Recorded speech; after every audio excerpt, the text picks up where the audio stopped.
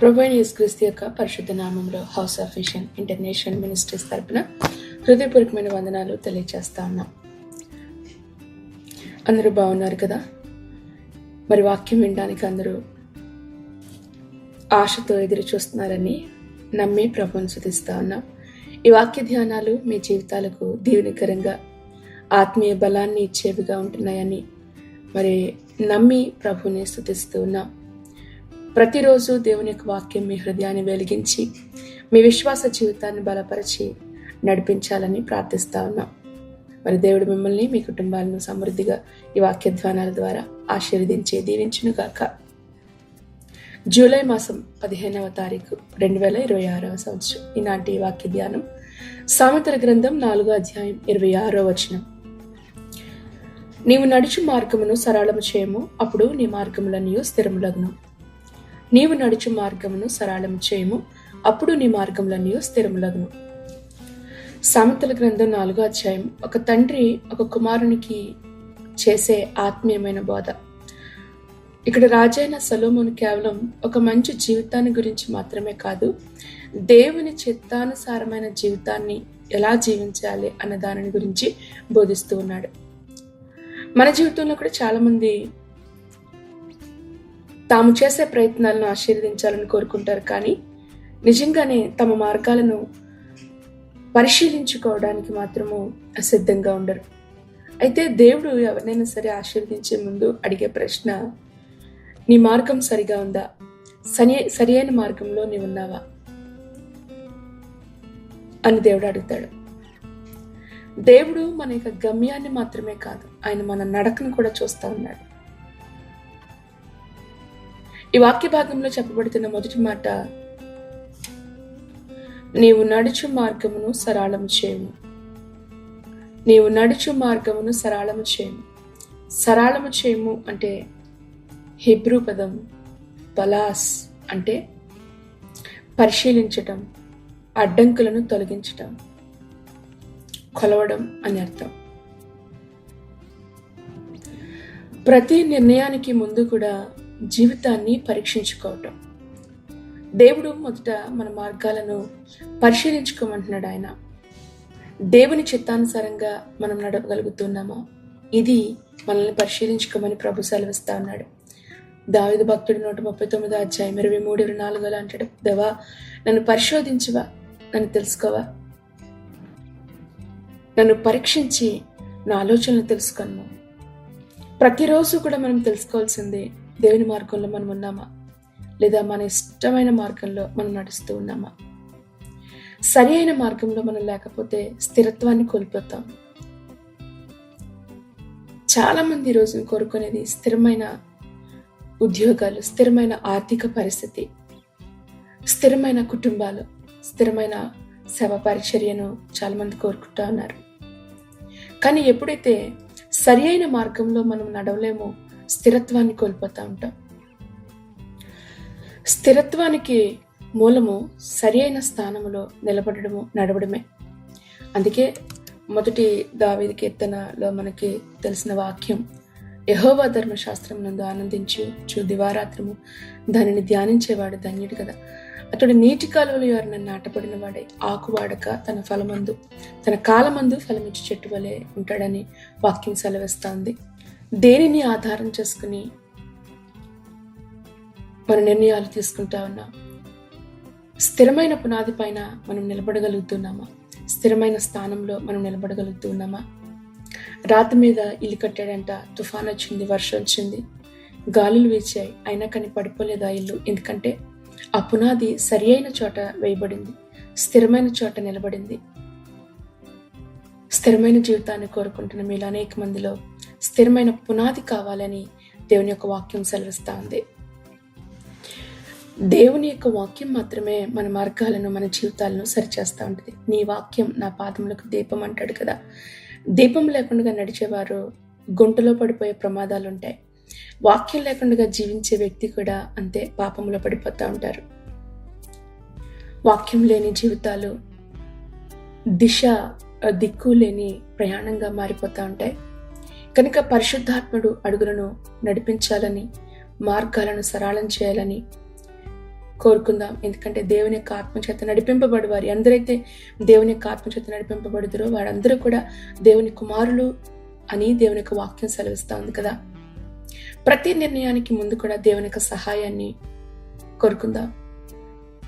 వాక్యానుసారంగా వేసే ప్రతి అడుగును కూడా సరిచేసుకుందాం. ఈ రోజుల్లో మన చుట్టూ ఉన్న సమాజాన్ని మనం గమనించినప్పుడు చరిత్రలోనే మునుపెన్నడూ కూడా లేని అత్యధికమైన అవకాశాలు ఈ తరంలో ఉన్న యవనస్తులకి దేవుడు అనుగ్రహించాడు. గతంలో కుటుంబాలకి ఒకే ఒక సమస్య, మేబీ ఆర్థికపరమైన ఒత్తిడి ఎదుర్కొనేవారేమో. ఒక ఇంట్లో 4 పిల్లలుంటే వాళ్ళకి తిండి పెట్టి పోషించడమే వాళ్ళకి కష్టం. కానీ ఈ రోజుల్లో ఆర్థికపరమైన సమస్య కాదు, చాలా అవకాశాలు, మునిపెన్నడూ లేని అవకాశాలు వాళ్ళకి వస్తూ ఉన్నాయి. ఉద్యోగాల విషయంలో కానీ జీతాలు కూడా అంత ఎక్కువ ఉన్నాయి, చక్కటి అవకాశాలు ఉన్నాయి. కానీ అదే సమయంలో చరిత్రలో ముందెన్నడూ కూడా లేని భయంకరమైన వ్యసనాలకి గురైపోతా ఉన్నారు ఈనాటి యవనస్తులు. నిరాశ, ఆత్మహత్య ఆలోచనలు, సోషల్ మీడియాకి బానిసత్వం, మత్తు పదార్థాలకు లోనైపోతున్నవారు, ఇంకా చెప్పాలి అంటే ఒక లక్ష్యం, ఒక గురి లేని జీవితాలతో ఈ రోజున యువత ఇటువంటి సమస్యలతో పోరాడుతున్నారు. చాలా మంది యవనస్తులు అడుగుతున్న ప్రశ్నలు, అసలు మా జీవితానికి లక్ష్యం ఏంటి, ఏ వృత్తిని ఎన్నుకోవాలి, భవిష్యత్తు ఎలా ఉండాలి, దేవుణ్ణి వెంబడించాలా లేక లోకాన్ని వెంబడించాలా? ఇటువంటి ప్రశ్నలతో ఉన్న ప్రతి ఒక్కరికి కూడా దేవుడి ఈరోజు ఇస్తున్న సమాధానం ఒకటే: నీ భవిష్యత్తుని గురించి ఆందోళన పడకు, కానీ మొదట నీ మార్గాన్ని సరిచేసుకో. నీవు ఎంత వేగంగా పరిగెడుతున్నావు అన్నది కాదు మొదట ప్రాముఖ్యమైనది, నువ్వు ఏ దిశలో పరిగెడుతున్నావు అన్నది చాలా ప్రాముఖ్యం. దిశ, గమ్యం, గురి, గోల్స్ లేకుండా జీవించడం చాలా ప్రమాదకరమైనది. కొందరికి గోల్స్ ఉండొచ్చు, రీచ్ అవ్వాల్సిన గోల్స్ ఉండొచ్చు, కానీ దేవుని యొక్క చిత్తములు ఏంటో ఎరగకుండా నడుస్తున్నారు. గాడ్స్ విల్ చాలా మందికి తెలియదు. కెరీర్లో ముందు సాగిపోవడం చూస్తున్నారు, కానీ క్యారెక్టర్ని పోగొట్టేసుకుంటున్నారు ఈ రోజున. సామెతల గ్రంథం 14:12 ఒక నీటిట సరైనదిగా కనపడే మార్గం కలదు, అయితే అది తుదుకు మరణానికి త్రోవతీయును. ఇది చాలా ప్రాముఖ్యమైన వాక్యం. నీ ముందు సరైన ఆలోచనలతో కూడిన మార్గం ఉందా? అది మీకు మంచిది అనిపించడం కాదు, అది నీకు మాత్రం సరైనదిగా నీ జీవితం నీకు అనిపించడం కాదు, అది ఎదుటివారికి అనిపించగలగాలి. ఈ రోజున మీరు ఎవరి చేత నడిపించబడతా ఉన్నారు? ఏఐ, ఆర్టిఫిషియల్ ఇంటెలిజెన్సీ మిమ్మల్ని నడిపిస్తుందా? సోషల్ మీడియా మిమ్మల్ని నడిపిస్తా ఉందా? లేక దేవుని యొక్క వాక్యం చేత పరిశుద్ధాత్మ నడిపింపులో మీరు నడవడం మీకు మంచిది. యవనస్తులు దేని చేత తమ నడతను శుద్ధిపరుచుకుందరు? దేవుని వాక్యమును జాగ్రత్తగా చూచుకున్నట్టు చేతనే కదా. దేవుని యొక్క వాక్యమే విజయానికి రహస్యం. దేవుని యొక్క వాక్యం నీ జీవితాన్ని ఉన్నతమైన స్థితికి తీసుకుని వెళ్ళడానికి రహస్యం. జీవితంలో స్థిరపడాలి అని ఆశపడుతున్న మీరు మొదట మీ మార్గాలు ఎలాగున్నాయో ఒకసారి పరిశీలన చేసుకోండి. స్థిరత్వం అనేది పరిశీలన తర్వాతే వస్తుంది. ముందు పరిశీలన చేసుకోండి, ఎక్కడున్నారు, ఏ మార్గంలో ఉన్నారు. జీవితంలో స్థిరత్వాన్ని కోల్పోవడానికి కారణం మీ యొక్క సహవాసమేమో, స్నేహాలేమో జాగ్రత్తగా పరిశీలన చేసుకోండి. 1 కొరింథీ పత్రిక 15:33 మనకు తెలియచేస్తుంది, దుష్ట సాంగత్యం మంచి నడవడను పాడు చేస్తుంది. ఈ రోజున మీరు చేసే సహవాసం, మీరు కలిగి ఉన్న స్నేహితులు ఎవరో 5 సంవత్సరాల తర్వాత నీవు అదే అవుతావు. ఈరోజు నువ్వు ఎవరితో తిరుగుతున్నావు, ఎవరితో స్నేహాన్ని కలిగి ఉన్నావు, జాగ్రత్త. రాబోయే దినాల్లో నీవు అదే అవుతావు. రెహబాము అనే ఒక రాజు, యవనస్తుడైన రాజు, చెడ్డ స్నేహితుల మాట విన్నాడు. దేవుడి రాజ్యాన్ని స్థిరపరచాలి అనుకున్నాడు, కానీ స్నేహితుల యొక్క సలహాను బట్టి, స్నేహాన్ని, సహవాసాన్ని బట్టి తన యొక్క రాజ్యాన్ని కోల్పోయాడు. ఈ రోజున మీ జీవితాన్ని ఎవరు నడిపిస్తున్నారు, ఎవరి ఆలోచనలతో మీరు వెళ్తున్నారో ఆలోచించండి. బబులోనులో యవనస్తులు ఉన్నారు, వారు అద్భుతమైన యవనస్తులు, దుష్టుల మార్గాన్ని అనుసరించలేదు. అన్య దేశంలో ఉన్నప్పటికీ కూడా దేవుని యందు భయభక్తులు కలిగి ఉన్నారు. దానియేలు, షడ్రక్, మేషక్, అబేద్నెగోలు దేశంలోని ఉన్నతమైన స్థానానికి వాళ్ళు స్థిరపరచబడ్డారు. ఈ రోజున భవిష్యత్తు స్థిరపరచబడాలి అంటే జాగ్రత్త. లోకానికి దూరంగా ఉండండి, చెడు స్నేహాలకు దూరంగా ఉండండి. మీ భవిష్యత్తును నిర్ణయించేవి ఈరోజు మీరు తీసుకునే చిన్న చిన్న నిర్ణయాలు. దేవుడు నీకు ఇచ్చే చిన్న చిన్న అవకాశాలు మాత్రమే. కొంచెంలో నమ్మకమైన వారిని దేవుడు అనేకమైన వాటిపైన అధికారిగా చేస్తాడు.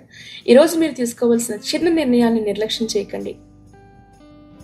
వాటిలో మీరు నమ్మకంగా ఉన్నప్పుడు దేవుడు ఉన్నతమైన స్థానంలో ప్రభు మిమ్మల్ని పెడతారు. అల్పకాల పాపభోగాలకు అవకాశం ఇవ్వకండి. మీ జీవితాన్ని ఒకవేళ ప్రభువు యొక్క చిత్తంలో నుంచి వెనక్కి లాగేస్తున్నవి ఇవేనేమో. అవి మీకు సంతోషాన్ని ఇవ్వవు. ఆ సంతోషం స్థిరంగా నిలబడదు. నీ జీవితం స్థిరపరచబడాలి, భవిష్యత్తు స్థిరముగా ఉండాలి అనుకుంటే కనుక జాగ్రత్త. హెచ్చరిక ఏంటో తెలుసా? రాంగ్ రిలేషన్షిప్స్ నుంచి బయటికి రండి. సెక్షువల్ ఇమ్మొరాలిటీ నుంచి బయటికి రండి. పొర్నోగ్రఫీ, ఇవన్నీ కూడా మీరు అనుకుంటున్నారు ఎవరికి తెలియదులే అని, కానీ మీ జీవితంలో ఉన్న పవిత్రతను ఇవన్నీ కూడా దొంగిలిస్తూ ఉన్నాయి. దేవుడిచ్చే సంతోషం, ఆనందాన్ని పొందుకోకుండా చేస్తూ ఉన్నాయి. కనుక ప్రభు సహాయాన్ని అడగండి. తప్పకుండా నీ మార్గాలను మొదటిసారి చేసుకో. నీ జీవితాన్ని ప్రభు స్థిరపరుస్తారు. ఉన్నతమైన స్థానంలో దేవుడు నిలబెట్టాలని దేవుడు ఇష్టపడతా ఉన్నాడు. దావీదుని దేశపు రాజుగా చేశాడు. యోసేపుని ప్రధానిగా దేవుడు చేసిన దేవుడు.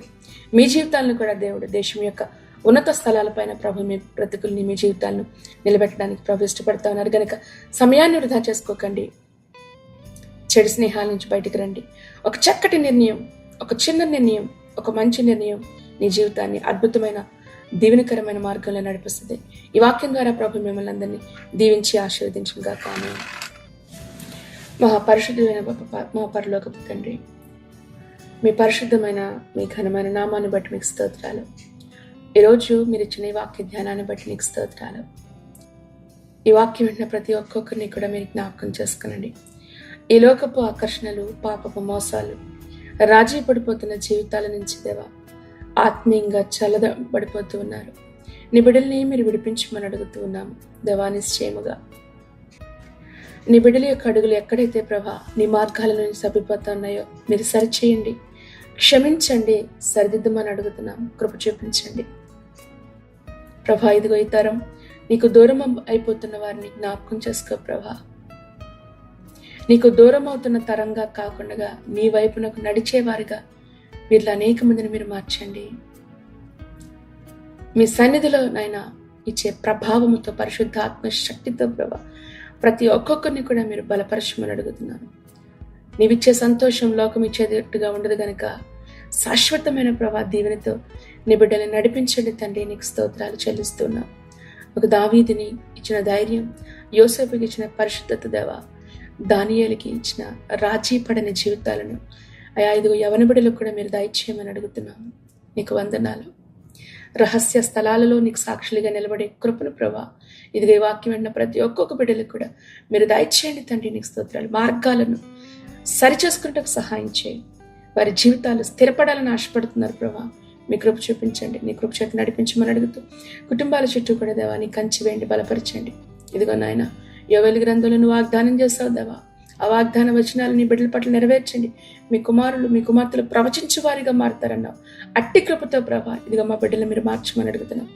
దైవికమైన ప్రభా దర్శనాలు చూసేవారిగా దేవా ఈ తరమునకు కావలసిన సువార్థికులుగా, మిషనరీలుగా, కాపురులుగా ప్రభా ఈ బిడ్డలు మీరు మార్చమని అడుగుతూ నిశ్చయంగా ప్రతి ఒక్కొక్కరిని కూడా మీరు బలపరచండి. చేస్తున్న పని పాటలు మీరు తోడండి. చదువుల్లోని, ఉద్యోగాల్లో ప్రభా వారు చేస్తున్న ప్రతి ఒక్క కెరీర్లో కూడా ప్రభా మీరు సక్సెస్ని మీరు దయచేయండి.